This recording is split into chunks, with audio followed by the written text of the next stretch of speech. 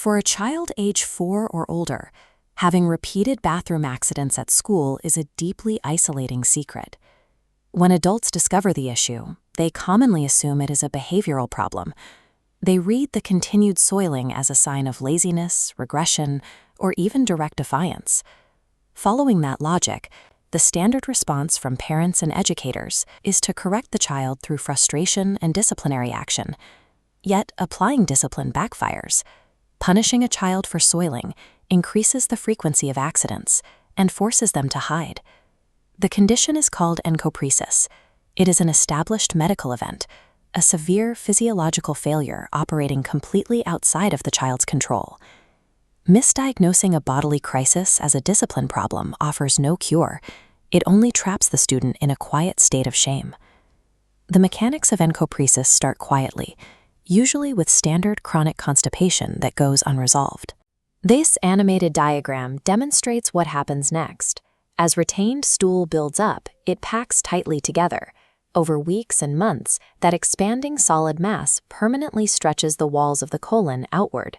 Embedded throughout that intestinal wall are critical nerve receptors. When the tissue is forced to expand past its natural limit, those nerves lose their sensitivity and effectively break their connection. This reveals a crucial fact. The child is not ignoring the urge to go to the bathroom. Because the nerves are deadened, the signal literally never reaches their brain. Eventually, the body reaches a breaking point. Newer, liquid stool leaks around the solid blockage and escapes, resulting in an involuntary accident. The accident is simply the end stage of a silent physical failure, one that is completely invisible to the adults demanding better behavior. Once the accident happens, the child absorbs an immense amount of humiliation and shame. To cope with that shame, they develop a severe anxiety around restrooms. They begin actively avoiding school bathrooms entirely, out of fear that another accident will happen while they are inside. That intense avoidance feeds directly back into the physical problem, prompting the child to intentionally retain their stool. This flowchart tracks the resulting acceleration.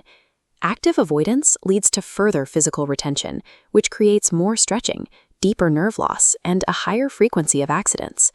The body's biological failure triggers the mind's terror, creating a self-sustaining loop that continually worsens the crisis. Snapping a condition built on two interconnected loops requires treating the physiological damage and the psychological trauma simultaneously. The physical intervention starts with a pediatrician-led bowel cleanout protocol to completely empty the solid blockage.